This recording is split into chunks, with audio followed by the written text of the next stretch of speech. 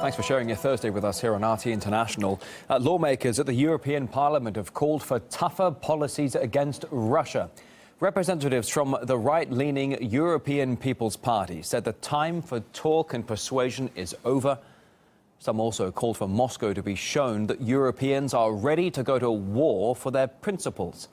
But that's a sentiment not widely shared in the EU, as RT's Ilya Petrenko found out during an economic forum in Berlin. Right now, the delegates of the annual East Forum in Berlin are having lunch. Well, they certainly need a lot of energy to discuss a wide range of pressing issues. I've got the forum's agenda printed out over here, and there are a number of questions on the front page. For example, when economic interests compete with political interests, what does that mean for the future of Europe? And also, for example, the EU and the Eurasian Economic Union. What comes after the sanctions? You heard me right. It says after the sanctions. Those are exactly the questions we want to ask top German and European policymakers and also CEOs that are attending this forum. No, it's closed. This is the room where the first panel with the tag "What comes after the sanctions" will take place, and as you can see, it is happening behind closed doors. You have no rights. I'm sorry. If everything goes on schedule, the business leaders and the politicians will be coming out of there any minute. Can you just please devote us a couple of minutes? The sanctions regime, of course, is still there, and that was quite openly criticized also by the business representative because, of course, it is a problem for realizing business. In January, February, we had another decreasing in the trade between Germany and Russia of about 35%, which is a lot. And there is no end of this kind of trend. If it is allowed again to do the other business, what is now under the sanctions regime, we are the first who say, okay, now let's do it. It's good to have mutual investments, although we are not living in really easy times because we have this sanctions regime. And it's not to the business people to judge, to evaluate this. Yeah, we are accepting the situation like it is. To make it very clear, first comes politics and then business. Business will not decide politics here. I mean, it hurts. It costs jobs, it costs trade volume, but that's what we do. First comes politics. Never in Germany the industry will decide on politics. Is that a view that is shared by most of your colleagues in the parliament? Yes, 100%.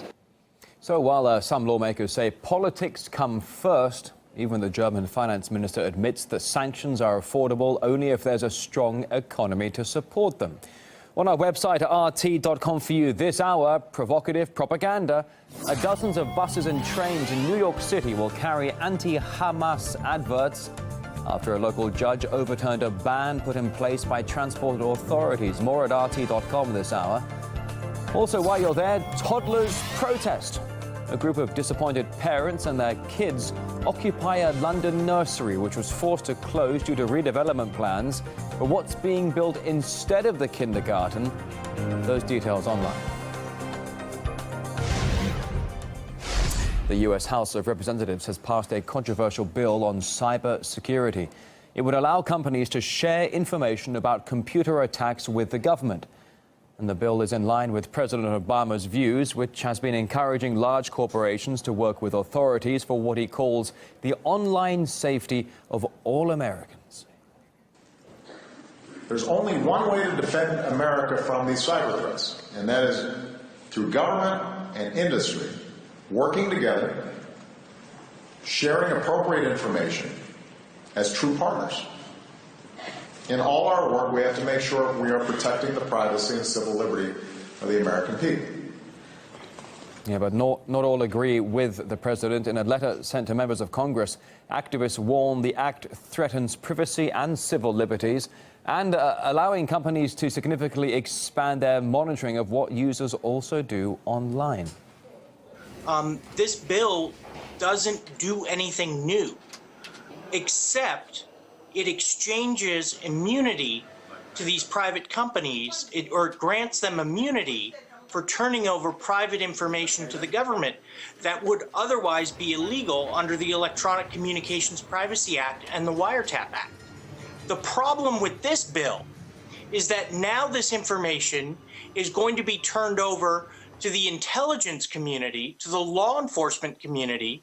This bill doesn't address the most critical issue, which is how is this information used? When is the government obligated to disclose vulnerabilities versus when do they get to hold on to them and use those vulnerabilities themselves?